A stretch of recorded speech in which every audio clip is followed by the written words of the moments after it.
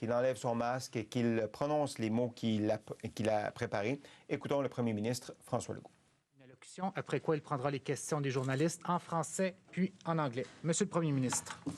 Quel beau mois de juin au Québec. Il fait beau, les Canadiens gagnent et la situation continue de s'améliorer. Aujourd'hui, 150 cas, 150 nouveaux cas seulement. Donc, et puis la vaccination va très bien. Et puis, vous avez probablement vu, on est rendu un des meilleurs endroits au monde pour avoir donné une première dose. Donc, je pense qu'on peut être fiers. Puis, encore une fois, je remercie les Québécois. C'est à cause de vous autres qu'on peut être fiers. Et donc, vous montrez toute votre solidarité. Il faut que ça continue. Donc, évidemment, puisque la situation va bien, on continue notre plan de déconfinement. Donc, comme prévu, vendredi cette semaine, le 11 juin, les bars vont pouvoir ouvrir leurs terrasses. Et comme prévu, lundi prochain, le 14 juin, tout le Québec va être soit en jaune, soit en vert. Donc, on avait déjà en jaune le Saguenay-Lac-Saint-Jean, la Mauricie, le centre du Québec et l'est du Bas-Saint-Laurent. On ajoute Montréal, Capitale-Nationale, Laval, Montérégie, Laurentides, Lanaudière, Estrie, Outaouais et tout le Bas-Saint-Laurent. Donc, toutes ces régions vont être en jaune. Ça veut dire quoi? Ça veut dire qu'enfin, à partir de lundi prochain, on va pouvoir rencontrer dans une maison les personnes qui habitent dans une autre résidence. On va pouvoir aussi recommencer les sports en équipe à l'extérieur et les bars à partir de lundi, donc, vont pouvoir rouvrir, incluant à l'intérieur.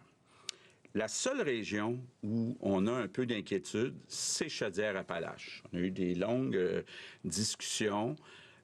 Les cas ont commencé à baisser. On espère que ça va continuer de baisser. On va suivre la situation le reste de la semaine. Pour l'instant, on dit Chaudière-Appalaches devrait être en jaune lundi prochain, mais si la situation s'empirait, on va les laisser en orange. Donc, c'est important de continuer les efforts. C'est la région où il y a le plus de cas actifs par 100 000 habitants. Donc, ça continue d'être quand même un petit peu inquiétant. Sinon, mais comme je le disais, toutes les régions sont en jaune ou en vert. En vert, on a toujours la Gaspésie et de la Madeleine, Abitibi-Témiscamingue, Côte-Nord et Nord du Québec. En vert, ça veut dire quoi? Ça veut dire des rencontres dans les maisons avec des occupants de 3 résidences. Ça veut dire les sports en équipe à l'intérieur qui peuvent recommencer. Donc, c'est un peu l'espoir qu'on a aussi d'avoir ça partout au Québec d'ici 2 semaines, tel que prévu dans notre plan. Autre chose qu'on a annoncé hier rapidement avec la canicule, la santé publique a accepté que les enfants dans les écoles puissent ne pas porter de masque dans les classes. Par contre, c'est important de le préciser, dans les espaces communs puis dans les autobus scolaires, il faut continuer de porter le masque. Bon, maintenant, gros sujet dont on a beaucoup parlé au cours des dernières semaines, les balles pour les étudiants. D'abord, je veux vous dire que on vous a bien entendu, tout le monde. On a travaillé fort. On se rappelle tous, en tout cas moi je me rappelle de mon bal au secondaire. Ça avait eu lieu au Vaudreuil-Inn, qui malheureusement n'existe plus aujourd'hui, mais qui est à Dorion. Puis ça avait fini aux petites heures du matin, puis ça a été mémorable. Donc je voudrais que les jeunes aient ça aussi dans leurs souvenirs. Donc ce qu'on propose, c'est de dire, bon, d'abord, la remise des diplômes avec les parents va pouvoir se faire en respectant les consignes de distanciation dans les écoles, même en dehors des heures régulières. Pour ce qui est du bal comme tel, le party, ce qu'on a convenu avec la santé publique, c'est de dire la majorité des jeunes devraient avoir reçu une dose d'ici le 24 juin.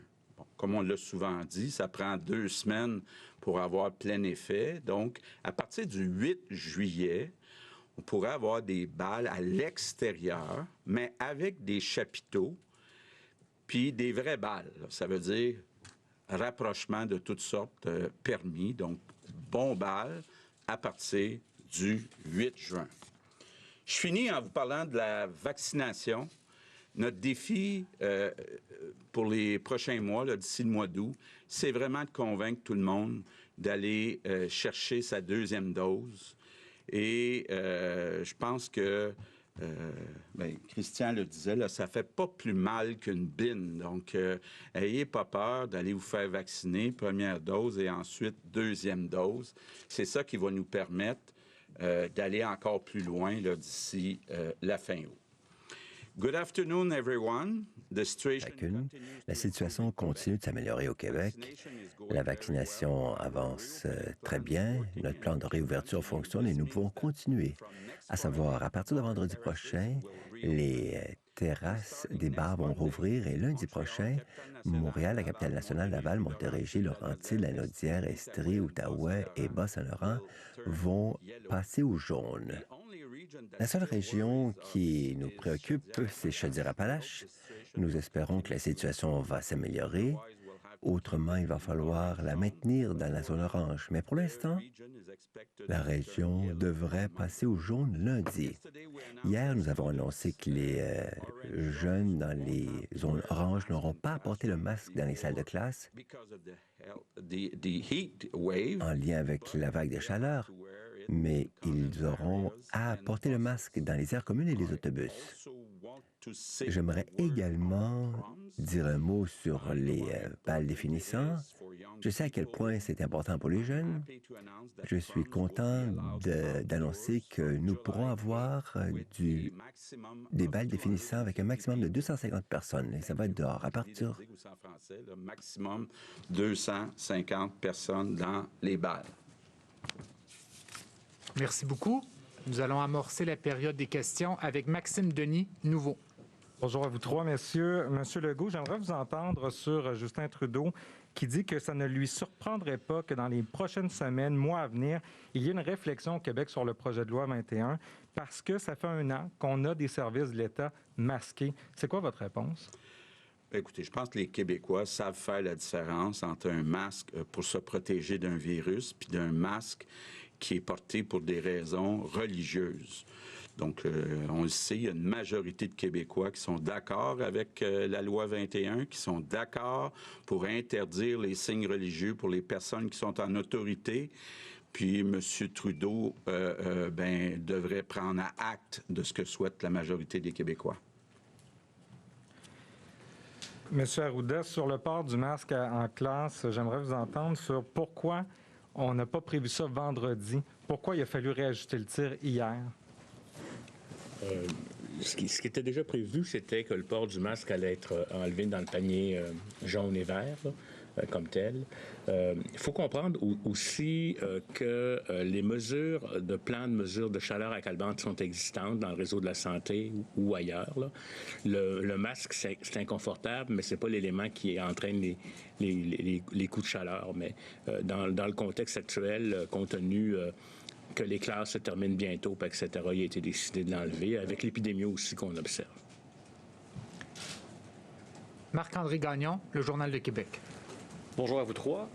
Concernant les balles, d'abord, peut-être une petite précision ou des précisions, là, parce que vous parlez de rapprochements qui seront permis, là, mais je vais tenter de bien comprendre. Est-ce que les jeunes devront porter un masque à ce moment-là, parce qu'il y a quand même des règles sur les événements aussi à l'extérieur. Et est-ce que vous présumez qu'il y aura des changements de palier d'ici le 8 juillet, par exemple, au vert, dans vos calculs? Là? Ce qu'on a convenu avec la santé publique, c'est qu'on fait un spécial. Ça veut dire, soyons bien clairs, là, les jeunes vont pouvoir danser ensemble puis être à moins d'1 mètre. Là. Donc, on fait un spécial sans masque. OK. Oui. Si vous me permettez, M. le Premier ministre, en lien avec les cérémonies de remise de diplôme avec les parents, là, on avait dit au départ qu'elle ne pouvait se tenir qu'à l'école pendant les heures ouvrables. Le premier ministre a dit que ça peut se faire la fin de semaine, le soir, et ça pourrait se faire aussi dans une salle louée à l'extérieur, où les gens pourraient à ce moment-là, en respectant les bulles, être assis, recevoir la cérémonie. Donc, juste vous dire que s'il y en a qui voulaient louer des salles, ça va être possible. Parfait. Ma deuxième question concernant les vaccins de Moderna, parce qu'on pose des questions, mais on n'a pas de réponse. Donc, quand et combien prévoyez-vous recevoir de nouvelles doses du vaccin Moderna? Et est-ce que vous avez envisagé la possibilité de permettre aux gens qui ont reçu une dose de Moderna, souvent c'est des malades chroniques qui ont été vaccinés en pharmacie, entre autres, donc est-ce que vous avez envisagé de permettre à ces gens-là de devancer leur deuxième dose, mais avec un Pfizer, par exemple? Je connais un paquet de gens qui ont eu du Moderna qui seraient très contents de devancer plus rapidement leur deuxième dose avec du Pfizer. Alors, la réponse est simple, c'est que la minute qu'on va avoir une confirmation qu'on a des volumes additionnels de Moderna, on va le dire. Ça pourrait être aussi vite que la semaine prochaine, mais on n'a pas encore de confirmation. Alors, ce que Daniel Paré me disait encore ce matin, il est possible, c'est ce que le fédéral nous dit en ce moment, c'est que du Moderna, on pourra en avoir en quantité additionnelle la semaine prochaine. Ce qui nous permettrait de confirmer, un peu comme on l'a fait pour Pfizer la semaine dernière, de confirmer qu'on peut devancer les rendez-vous de Moderna. Alors, mais je vous dis que pour le moment, puis je comprends les gens d'avoir hâte de pouvoir, dans certains cas, devancer leur dose pour toutes sortes de raisons, mais attendons la semaine prochaine parce qu'on ne veut pas commencer à avancer des rendez-vous sans avoir une confirmation que les quantités vont être là, mais ça devrait être la semaine prochaine, puis on se voit assez souvent qu'on va pouvoir vous le dire. Maintenant, sur l'interchangeabilité, ce qu'il faut s'assurer, c'est que une des raisons pour lesquelles on a pu accélérer les Pfizer, c'est qu'on a des montants additionnels, mais ça ne change pas le nombre de personnes qu'on doit vacciner. Ça fait que c'est sûr que notre priorité va être aux gens qui ont reçu des Pfizer, à qui on veut donner des Pfizer. Et c'est pour ça qu'avant de répondre sur l'interchangeabilité, oui, techniquement, c'est possible, mais en ce moment, si on aimerait mieux de donner aux gens qui ont eu du Moderna leur deuxième dose en Moderna, ce qu'on pourra vous confirmer à partir de la semaine prochaine, je l'espère, aussitôt qu'on l'aura confirmé. Patrice Bergeron, La Presse canadienne. Bonjour à vous trois. Sur la question des balles, précision, Dr Arruda, qu'est-ce qui fait que on trouvait que c'était trop risqué pour en faire avant, et puis tout à coup, on dit, on fait une exception, même pas de masque, puis il n'y a pas de problème. Sur quels critères? Est-ce que c'est simplement l'opinion publique ou ce sont des critères de santé publique? Il y a eu l'épidémiologie, là, par rapport au moment où on avait pris la décision, elle est différente. Aujourd'hui, elle s'est accélérée de façon importante. Il y a dans l'équation la question de la vaccination des jeunes avec une bonne réponse. Vous comprendrez que ce n'était pas le cas antérieurement. Et d'ailleurs, les balles n'ont pas lieu avant une certaine période pour justement laisser le vaccin faire son effet. Et c'est sûr qu'on a voulu écouter aussi l'opinion, entre guillemets, du patient, le patient partenaire, les gens, pour être en mesure de faire. On pense qu'à ce stade-ci, compte tenu de la vaccination, compte tenu de l'épidémiologie observée et de la baisse continue vers le bas, mais ça ne veut pas dire qu'il n'y a aucun risque. On a eu d'ailleurs au Saguenay des parties de jeunes à l'extérieur, puisqu'on parlait souvent que ça ne se transmet pas à l'extérieur, qui ont entraîné des cas. Donc, ça demeure un risque à gérer. Si quelqu'un n'est pas confortable à ne pas porter de masque, il n'y a rien qui l'empêche de le porter, comme tel de l'enlever pour la photo ou autre. Là. Mais disons que pour permettre une expérience la plus, compte tenu des sacrifices que les jeunes ont faits, pour permettre une expérience la plus naturelle possible, on a accepté d'aller dans cet élément-là. Je pense que c'est... puis vous savez, je vous l'ai dit, en pandémie, 3-4 jours, une semaine, 2 semaines, c'est une éternité. Donc, on n'est vraiment pas au même stade qu'on était antérieurement. On est mieux que ce qu'on pensait être. D'ailleurs, notre plan de déconfinement va plus rapidement. À partir de lundi, la majorité des régions vont être au jaune. Donc, je pense que ça, c'est encourageant. Monsieur le Premier ministre, vous avez probablement entendu parler de la position du grand chef de Canis Attaqué concernant votre projet de réforme de la Charte de la langue française et les réformes constitutionnelles que vous voulez entamer. Le grand chef dit qu'il n'y aura pas de renforcement de la loi 101 ou de changement de la Constitution sans l'accord des Autochtones et sans la protection des langues autochtones. C'est en quelque sorte une sorte de veto que veulent poser les Autochtones. Comment vous réagissez à cette position-là des Autochtones? Bien, écoutez, je ne connais pas le détail là, de l'application de la loi 96, mais ce que j'ai compris, c'est qu'ils sont exclus, les peuples autochtones. Donc, il ne devrait pas avoir d'impact pour eux autres. Mylène Crête, Le Devoir. Bonjour. Monsieur Dubé, je voudrais savoir, la semaine dernière, vous aviez dit qu'il y avait à peu près 220 000 personnes de 18 à 40 ans là, qui devaient encore recevoir leur première dose. Est-ce que ce chiffre-là a changé depuis? Avez-vous réussi là, à en convaincre davantage? 25 000 de moins. On est rendu ce matin, on était un petit peu moins que 195 000. Je vous dirais qu'on réussit à en convaincre à peu près 5 000 par jour.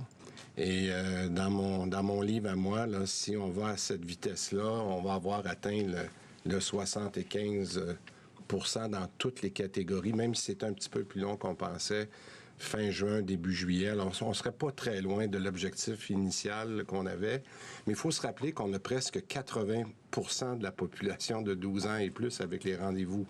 Fait que c'est seulement dans ces catégories-là qu'on a un peu de retard, mais dans l'ensemble, on est déjà à 5 % de plus que notre objectif. Mais on le suit. On fait des choses, vous l'avez vu, il y a des cliniques de vaccination qu'on fait maintenant sans rendez-vous. On a augmenté les heures. On a eu les cliniques, ce qui a été un très beau succès ici à Québec en fin de semaine avec le Vaccinobus. Alors, on continue de faire toutes sortes d'efforts. Je pense qu'on a vu dans Montréal-Nord, on fait des cliniques éphémères de plus en plus. Mais c'est une population qu'on doit aller rejoindre par d'autres façons, puis on va continuer de le faire. Mais moi, je suis encouragé de voir qu'on gagne à peu près 5 000 personnes par jour dans ces catégories-là. Vous aviez dit également la semaine dernière que vous alliez nous présenter là, le projet de preuve vaccinale. Oui. Or, ma compréhension, c'est qu'il y a quand même un assez grand nombre de Québécois qui n'ont pas encore reçu leur code QR. Est-ce que c'est problématique pour ceux qui se sont particulièrement fait vacciner dans les pharmacies? Pas du tout. Je vais vous dire... On va donner des grands chiffres là, parce que je vais vous donner plus de détails la semaine prochaine parce qu'il y a 2 étapes. On parle toujours de... On a vacciné, là, gardons les chiffres en gros, 5,6 millions de personnes qui ont reçu une première dose jusqu'à maintenant. On a de l'information. On a déjà renvoyé une offre de preuve vaccinale aux gens pour à peu près 4 millions de personnes. Donc, il y a 4 millions de personnes qui ont reçu soit un courriel ou un texto. Puis la raison pour laquelle il y a une différence entre les 4 millions à qui on l'a envoyé puis les 5,6 millions qui ont été vaccinés, c'est une foule de raisons, mais on y va par prudence. Par prudence, c'est que si dans nos informations qui ont été collectés soit par nos centres de vaccination ou par Clic Santé, ou en tout cas, il y a plusieurs joueurs qui jouent à l'intérieur de ça. Si on n'a pas une confirmation que les 3 travaillent avec la même personne, on n'envoie pas la demande parce qu'on veut juste être certain qu'on n'envoie pas une demande de confirmation à quelqu'un qui n'a pas ces 3 confirmations-là. Alors, on va devoir faire à compter de la semaine prochaine, puis c'est pour ça qu'on prend une semaine de plus, on va mettre en place un portail où les gens vont pouvoir aller confirmer que l'information qu'on a sur eux est la bonne information et qu'ils veulent recevoir le code QR. Alors, si les gens ne l'ont pas reçu, c'est pas parce qu'on n'a pas l'information, mais on veut être certain que l'information qu'on a sur eux, elle est complète dans son intégralité. Alors moi, je trouve que c'est une mesure de prudence, mais c'est sûr qu'on va être capable de faire ça à partir d'un portail qui va être mis en ligne la semaine prochaine. C'est pour ça qu'on retarde une semaine. Là.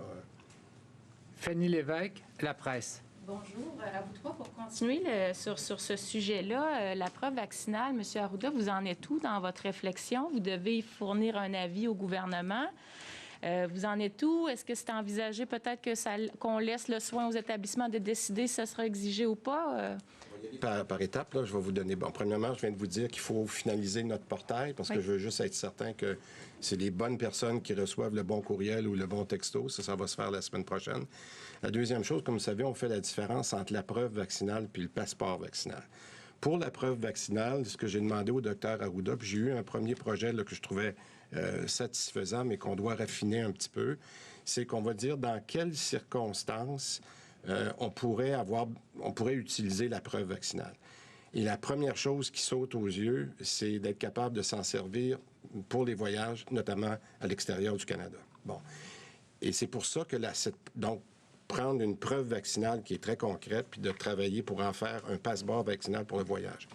On travaille de très proche avec le fédéral. Je pense que même M. Trudeau a fait une annonce aujourd'hui, puis on est en train de travailler là-dessus. Je pense que tout le monde reconnaît que le Québec est en avance en ce moment. On va très bien avec le fédéral. C'est que je vous dirais que je ne serais pas surpris. Là. Je veux pas mettre de date parce qu'il y a beaucoup de choses à régler de ce côté-là.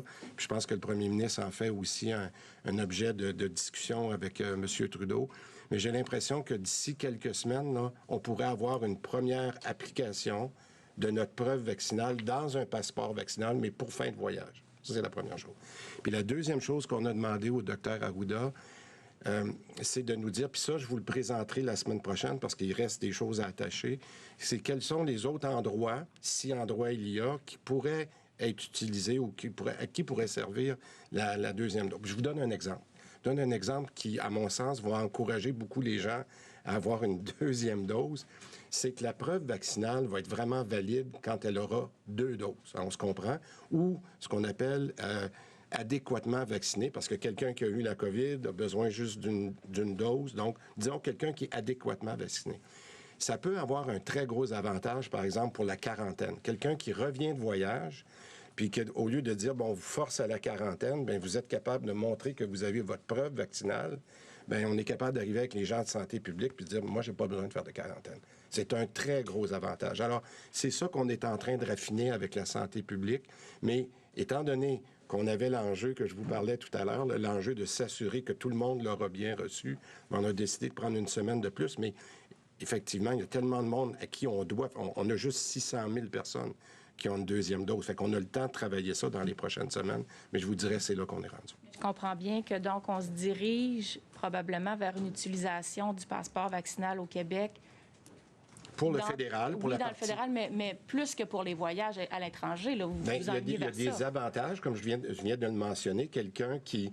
Puis là, c'est toujours en accord avec la santé publique qui dit, ce qu'on a, c'est des mesures sanitaires.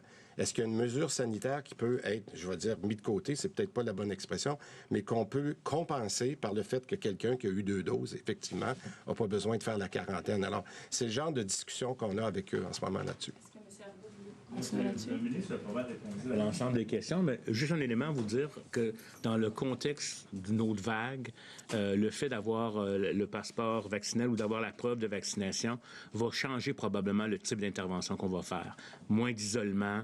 Donc, tout ça, là, ça va être des éléments qui vont être faits. Nos principes demeurent les mêmes, c'est-à-dire s'assurer d'une bonne qualité de l'information, mais aussi ne pas brimer les individus à des droits personnels individuels. Mais s'il y aurait des avantages, ce seraient des bénéfices qu'on appellerait pas majeurs. On ne veut pas utiliser le passeport vaccinal, par exemple, dans le milieu de travail ou quoi que ce soit pour donner accès au travail ou à l'éducation, parce que ce sont des droits qui sont convenus dans les chartes, et je pense que ça serait exagéré. Mais un usage adéquat, bien balancé, qui va permettre peut-être, de par le fait que quelqu'un est vacciné 2 doses, soit moins à risque, donc moins de contraintes en cas notamment d'une autre vague qui pourrait réapparaître à l'automne.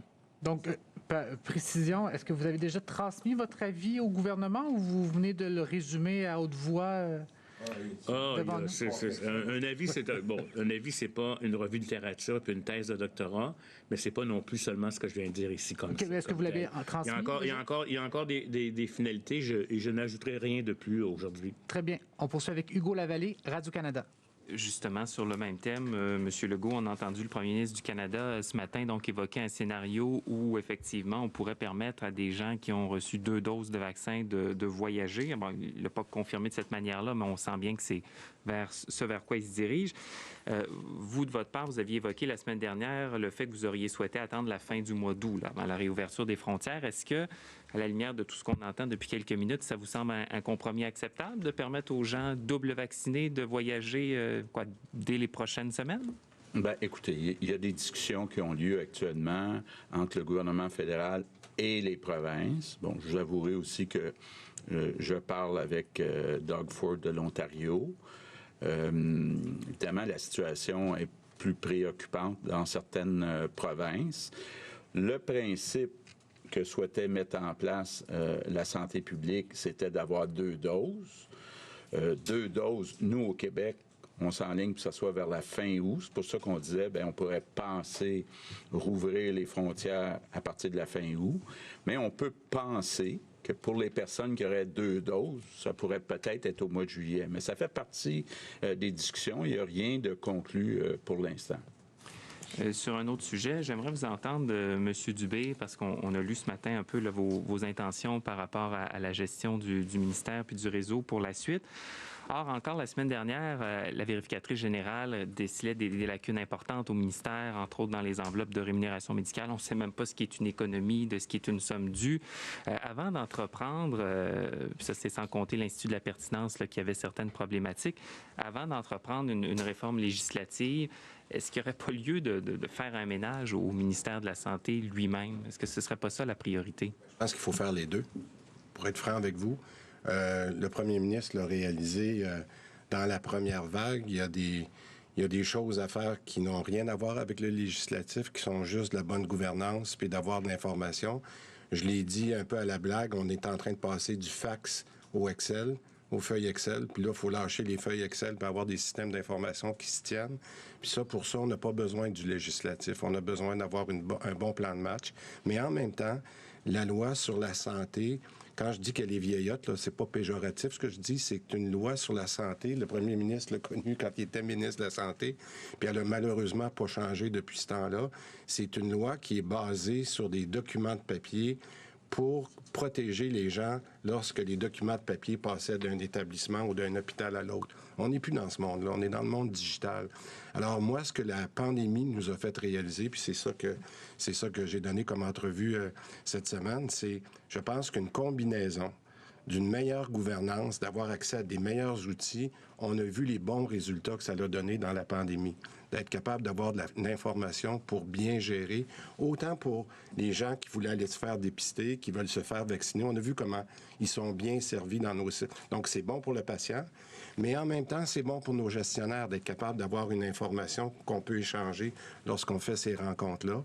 Puis, au besoin, c'est pour ça qu'avant de faire un projet de loi, je pense que par respect pour mes collègues à l'Assemblée nationale, on a dit on va faire un peu ce que Éric Kerr a fait l'an dernier quand il a fait une consultation populaire durant l'été avant de déposer son projet de loi sur les ressources informationnelles. Ce qui, à mon sens, est le contenant de l'information. Moi, je fais la même chose durant l'été parce qu'on a appris beaucoup de la pandémie, beaucoup. Et on a vu quel genre d'informations qu'on avait, puis on a vu les blocages d'informations qu'on avait. Fait que durant l'été, on va faire cette consultation-là. Et quand on va arriver à l'automne, au besoin, après avoir discuté avec l'agenda législatif, on verra quels sont nos besoins de changement de loi qu'on fera.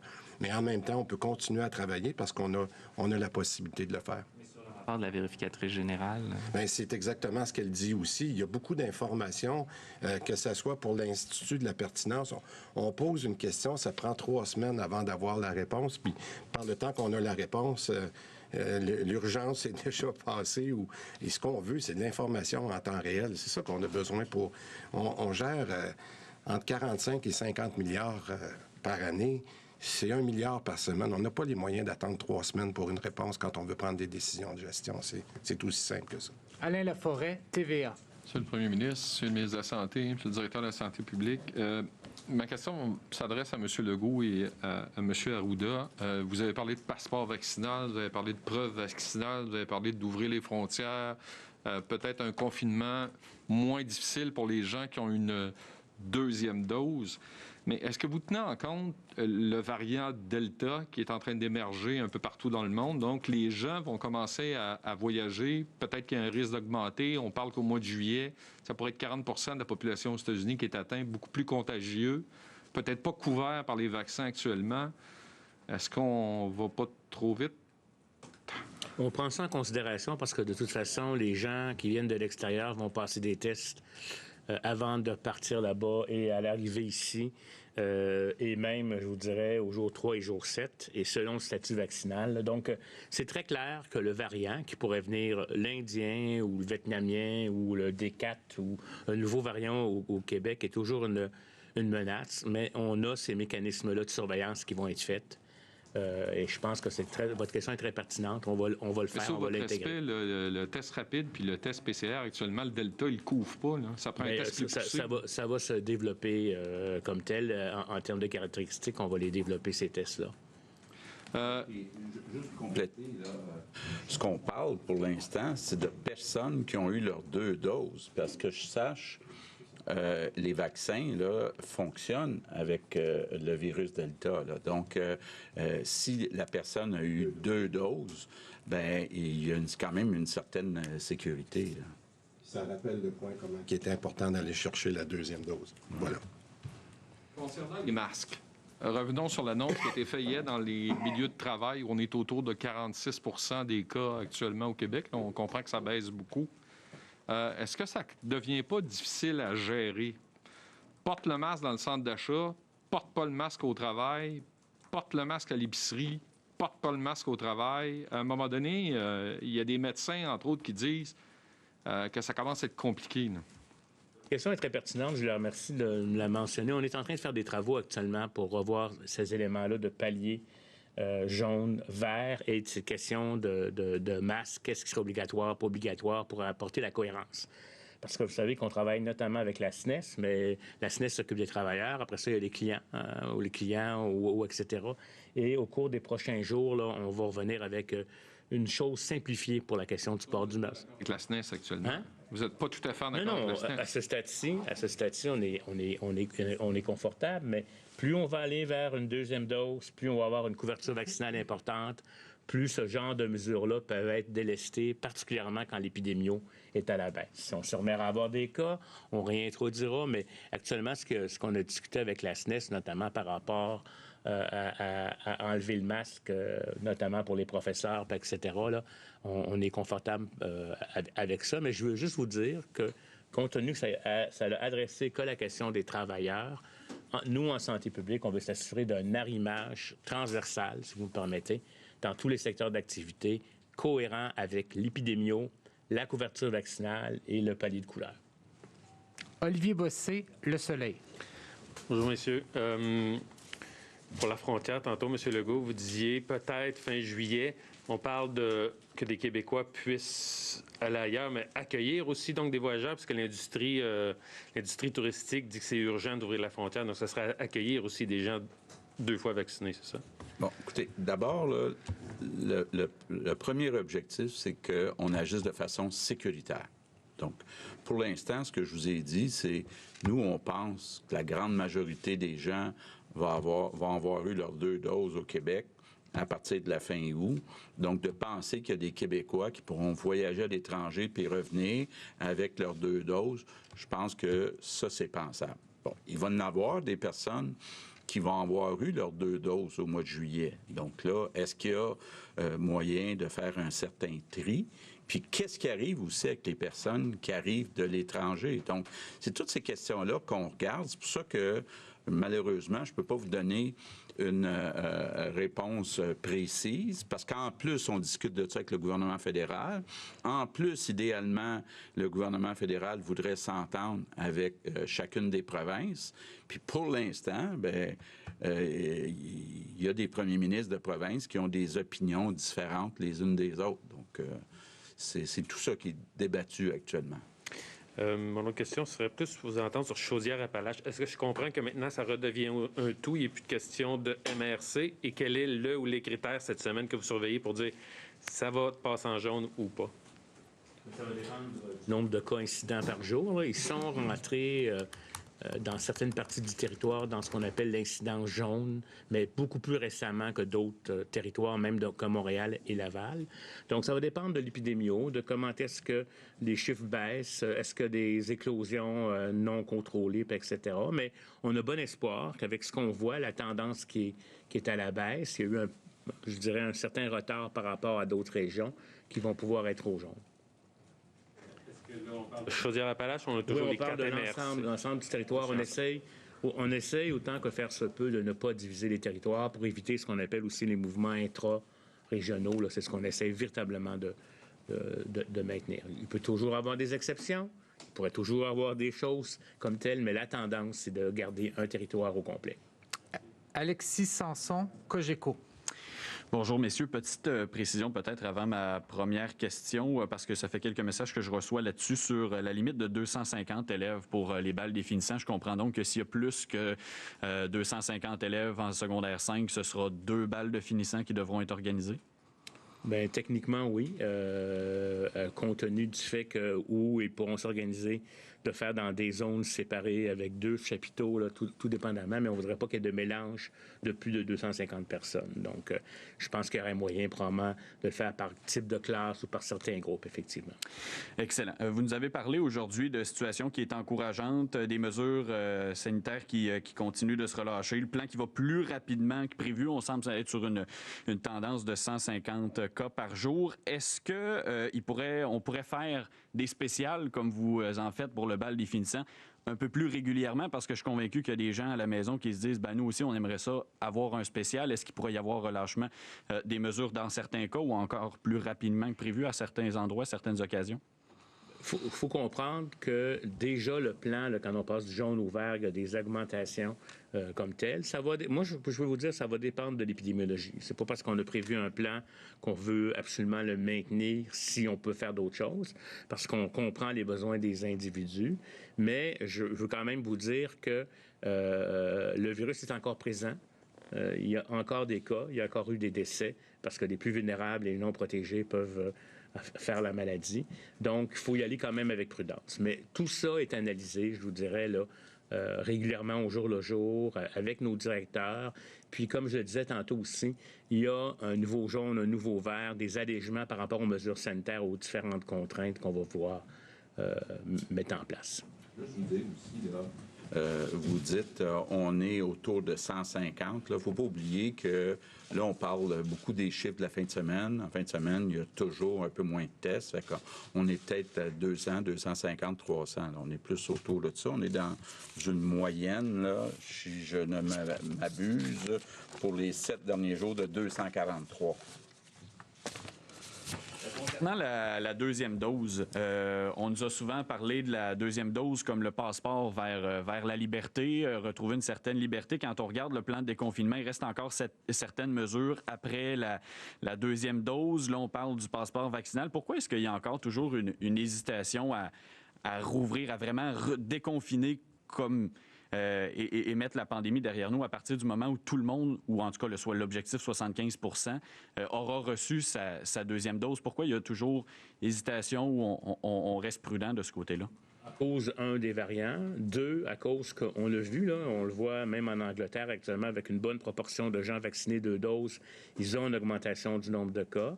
Bon, heureusement, les gens sont moins hospitalisés, puis il y a moins de mortalité quand même. Donc, mais il y a toujours possibilité d'une autre vague. On ne sait pas comment ce virus-là va se traduire. Écoutez, dès que nos signaux ou qu'on aura l'information comme quoi que les variants sont sous contrôle, que l'épidémie mondiale, parce que ça peut aussi se réintroduire de l'extérieur du monde, fait que il y a toujours ces risques-là. C'est pour ça qu'on y va de façon progressive, mais on sera les premiers à être heureux à vous dire qu'on est revenu à une ère pré-COVID, si la COVID disparaît de cette planète-là, en attendant la prochaine menace, parce que vous savez, ce ne sera pas le dernier virus qui va muter puis qui va nous donner des surprises. Par contre, ce que je tiens à vous dire, j'espère que les mesures qu'on a mises en place d'hygiène vont être aidantes pour mieux contrôler aussi la grippe qui tue aussi beaucoup de monde à chaque année. Merci. M. Arruda, M. Dubé et M. Legault vont maintenant répondre aux questions des journalistes en anglais. Raquel Fletcher, Global. Good afternoon. Bonjour. Moi, je me demandais, ça fait quelque temps que vous dites que même avec une première dose, après les 2 semaines, il y a encore un risque. Alors maintenant, quand il est question des balles définissants, ils vont être dehors, mais ils ne respecteront pas les 2 mètres, n'est-ce pas? Avez-vous une façon d'estimer le risque que cela représente et anticiper quelle sorte d'éclosion pourrait avoir lieu? Réponse. Avant tout, il est important de comprendre que les jeunes ont une meilleure réaction immunitaire que les gens plus âgés. Donc, après une première dose, s'ils attendent 14 jours ou 3 semaines, les jeunes seront presque entièrement protégés, à plus de 90 % tout probablement. Question, mais ils peuvent le transmettre à quelqu'un d'autre. Réponse, oui, c'est vrai, Mais tout dépendamment du genre de vaccin, avec le Pfizer qu'on leur offre au Moderna, la transmission est plus faible également. Mais ce n'est pas parfait, mais c'est le cas quand même. Deuxièmement, ils ne sont pas une population à haut risque comme d'autres. Par exemple, s'il y avait un bal avec des gens plus fragiles, des gens plus âgés et potentiellement plus de décès. Troisièmement, il y a un faible niveau d'épidémiologie maintenant. Et aussi, ce sera difficile de dire qu'est-ce qui sera relié directement au bal définissant. C'est quoi le mot en anglais? Prom. Du mot promenade, d'ailleurs. Donc, c'est difficile parce qu'il y aura des activités avant et après le bal. Donc, cibler le bal. Écoutez, fondé sur l'importance de cet événement pour les jeunes, d'avoir ce moment particulier qui n'arrive qu'une seule fois dans votre vie. Et la gestion du risque, c'est à l'extérieur, n'oubliez pas. Je pense que les risques sont bien équilibrés avec le plaisir que nous voulons offrir et les souvenirs que nous voulons graver dans leur mémoire. Question. Hier, il y a eu beaucoup de confusion sur Clic Santé. Il y avait des problèmes techniques. Nous avons également vu ces longues files de gens qui attendaient des cliniques sans rendez-vous. Il faisait vraiment chaud et ils passaient des heures dehors dans les files d'attente. Il y en a même qui ont dû rebrousser chemin. On leur a dit qu'il fallait revenir. Les gens étaient confus. Mais on dirait que le personnel également a connu la confusion. Qu'est-ce qui est arrivé? Et est-ce que tout cela s'est régularisé? Réponse. Alors, il y a 3 composantes à votre question. Premièrement, la semaine prochaine, j'aurais pu être plus clair, c'est vrai, quant à la deuxième dose qui était pour Pfizer. La limite, j'étais pas clair, j'aurais pu être plus clair. Je présente mes excuses car pour Moderna, il nous faut avoir une confirmation que Moderna sera disponible. Et maintenant, on ne peut le confirmer. Donc, je pense que cela a suscité une certaine confusion. Cela devrait se clarifier la semaine prochaine quand nous allons recevoir un lot de Moderna. Il n'y a aucune confusion pour AstraZeneca car nous avons dit clairement que nous avons encore de l'Astra. On est tout près de 100 000 doses qui ont été administrées, mais nous en avons encore pour les gens qui veulent leur deuxième dose. Donc la confusion, c'est avec Moderna. Et de nouveau, nous avons éclairci la situation. Et quand nous avons entendu parler de la confusion, nous avons émis un communiqué et M. Paré a été très clair là-dessus. Je pense que la confusion, maintenant, s'est dissipée. Maintenant, pour l'autre composante de votre question, quant au rendez-vous sans rendez-vous, la question, c'est que nous voulons obtenir l'adhésion des 18 à 30 ans et nous savons qu'ils préfèrent aller sans rendez-vous.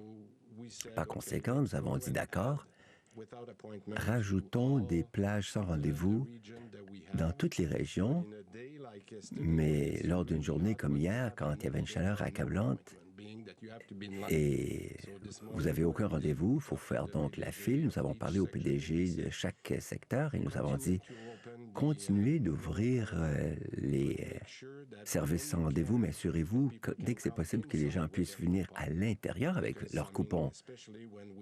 Surtout quand nous sommes en train de vacciner des gens âgés, on ne veut pas qu'ils soient obligés d'attendre dehors en chaleur accablante. Donc, nous avons injecté 6 millions de doses, nous en prenons tous les jours, donc ma meilleure réponse pour vous, c'était tout probablement hier, par exemple, on a dit que c'était le début de la deuxième campagne. Je pense qu'on a encore des ajustements et nous allons nous ajuster au fur et à mesure. Mais voilà les 3 composants de votre question. Good afternoon. Bonjour. Pour lundi, les gens en zone jaune pourront se rassembler à l'intérieur. Par contre, si vous accélérez la cadence de cette réouverture provinciale, vous accélérez un peu davantage, mais pas la deuxième dose. Alors, que dites-vous aux gens? Car il nous faut encore gérer le risque. S'ils n'ont pas leur deuxième dose, que dites-vous à ces gens-là? Que doivent-ils faire une fois à l'intérieur? Réponse. En fait, La raison pour laquelle nous avons adopté cette approche, c'est que l'épidémiologie est bonne. Je ne dis pas que le virus n'est pas présent, non, mais le virus n'est pas aussi fréquent, il n'est pas aussi répandu qu'avant, donc on peut mieux gérer des contacts sociaux. Mais si vous avez peur, si vous êtes une personne à haut risque, si vous êtes une personne aînée qui n'a reçu qu'une seule dose, vous pouvez maintenir votre distance. Vous n'êtes pas obligé de participer au rassemblement sans masque et sans distanciation.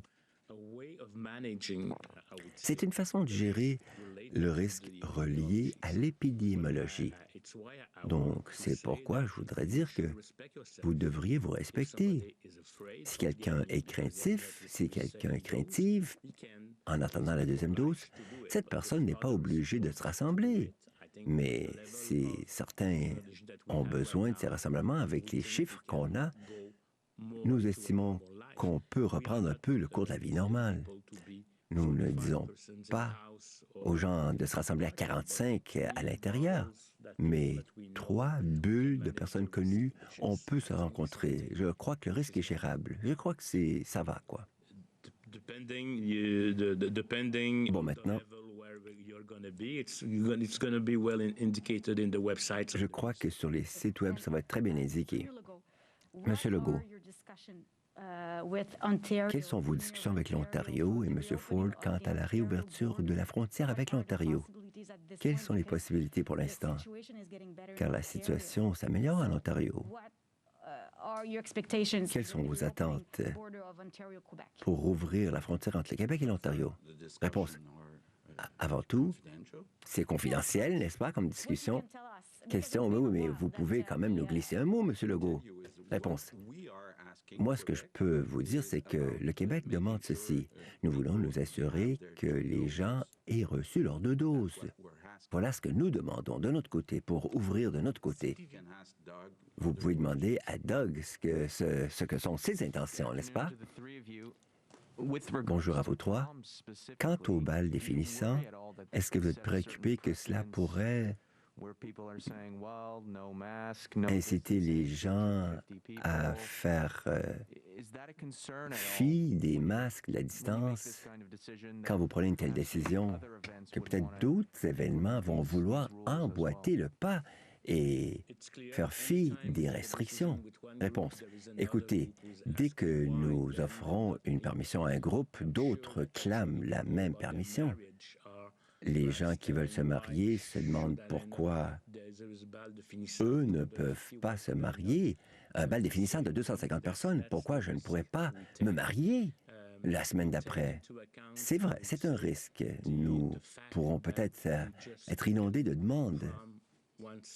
Mais le fait est que un bal définissant, c'est un événement unique. Et le mariage, c'est une seule fois, non? Cela pourrait peut-être être plus d'une fois, c'est ce qu'on me dit, et on peut aussi le reporter, n'est-ce pas, ce mariage d'amour?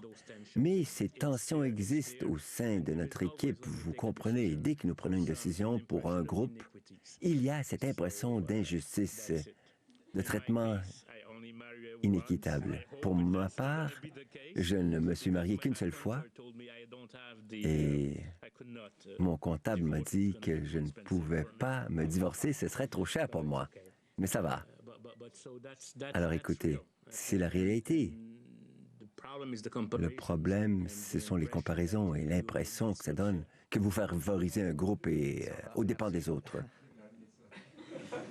En fait, je voulais vous parler des mariages. Le premier ministre a volé la vedette. Quelle est la différence entre bal de finissant et des mariages? Est-ce que c'est que les mariages sont trop risqués pour l'instant? Car il est question d'un groupe d'âge plus varié. Pouvez-vous l'expliquer? Réponse, exactement. Vous avez mis le doigt dessus. Je ne dis pas que les jeunes ne sont pas amis, mais quand vous êtes dans un mariage, il y a plus de contacts entre les gens, il y a des relations intimes. C'est un des enjeux. Alors, il n'y a pas juste les jeunes, il y a des grands-mères, des grands-pères, des tantes et des oncles, pardon. Et voilà, ça, c'est un mariage et ce n'est pas comme un bal définissant. Donc, pour les funérailles et les mariages, ce sont des activités à haut risque. Il y a beaucoup d'émotions, n'est-ce pas, en même temps, et cela porte à conséquence. Question. Docteur, une précision. On dit plus de masques en classe à cause de la chaleur accablante. Mais c'est fini demain. Et pourtant, nous restons sans masques en classe jusqu'à la fin de l'année scolaire, n'est-ce pas? Réponse. Je dirais que c'est vrai pour les zones jaunes et vertes. Le seul élément, c'est que pour la 5e et la 6e année, ils doivent porter le masque quand ils marchent dans les couloirs ou quand ils prennent l'autobus, mais pas pour les plus jeunes. Eux n'auront pas à garder le masque. Question. Nous annonçons beaucoup de nouvelles libertés aujourd'hui, les cérémonies de diplomation, les salles de classe sans masque dans les zones jaunes, et nous voyons également des célébrations de masques quand le Canadien remporte un match. C'est bien, mais est-ce que ce n'est pas préoccupant, toutes ces nouvelles libertés qui fleurissent, que cela pourrait mener à une éclosion? Réponse. Écoutez, c'est vrai, mais il est question de gérer le risque. Nous demandons aux gens de suivre les consignes. S'ils suivent les consignes, il y a toujours des exceptions, c'est clair, il y a des émotions, il y a des rassemblements spontanés. Au moins, quand c'est dehors, c'est moins risqué qu'à l'intérieur. Et je dirais que tout probablement, la solution, ce sera de respecter l'idée que l'extérieur offre plus de protection. Et nous allons suivre les données à mesure que nous venons de baisser. Si jamais ça remonte, eh bien, on va rajuster le tir.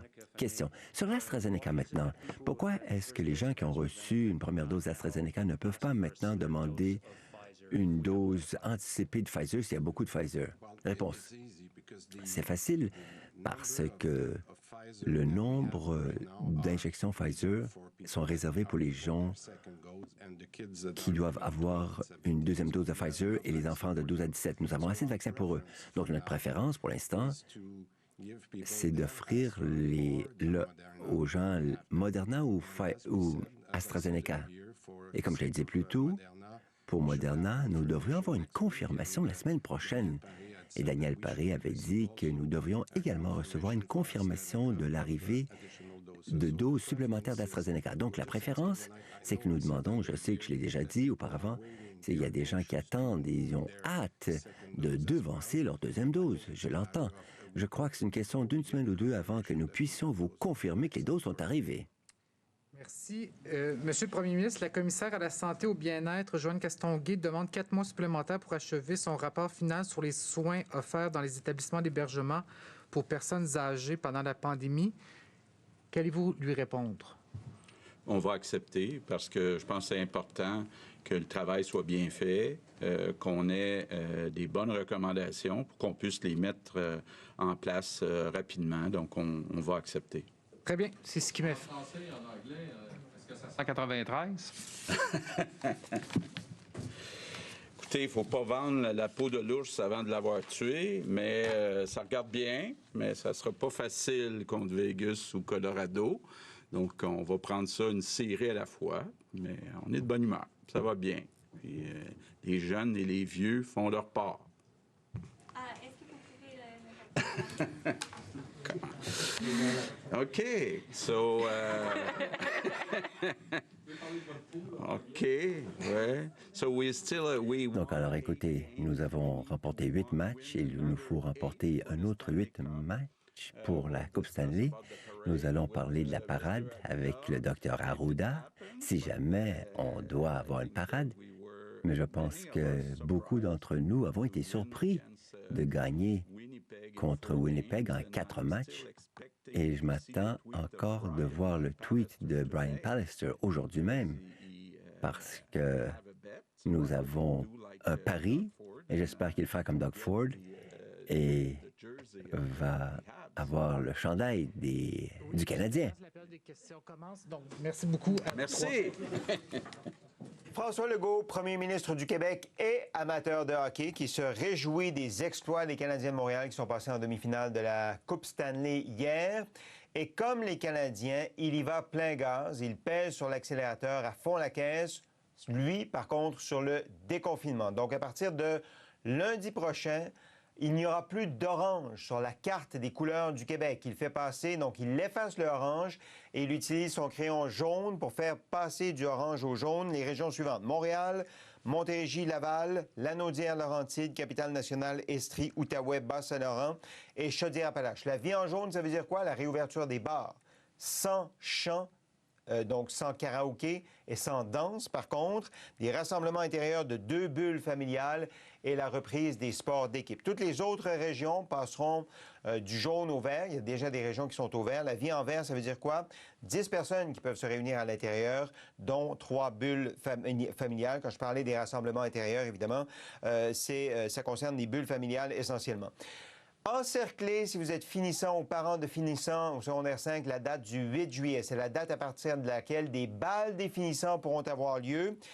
À l'extérieur, maximum de 250 personnes, sans masque. Et ça, c'est un peu particulier parce que M. Arruda, pour justifier cette décision, reprend des arguments qui étaient connus. C'est-à-dire que c'est un moment important dans la vie des adolescents, qu'ils sont moins malades de la COVID que les gens plus âgés, que la vaccination va bon train aussi. Ce qui soulève la question, est-ce que des spéciaux comme ça, il pourrait y en avoir pour d'autres? Des mariages, des funérailles, par exemple? Pour l'instant, c'est non. La preuve vaccinale pourrait très bien, va probablement se transformer en passeport vaccinal. À partir du moment où Justin Trudeau est en train d'évoquer la possibilité de rouvrir les frontières pour les gens qui ont reçu 2 doses pour voyager, les gens du Québec qui voudront voyager et qui auront reçu 2 doses vont avoir cette preuve vaccinale qui va leur permettre de voyager. Donc, la preuve vaccinale va se transformer en passeport vaccinal. Et il donne 4 mois de plus à la commissaire à la Santé pour terminer son rapport sur ce qui s'est passé dans les CHSLD. Christian Latreille suit avec l'info. À demain, midi.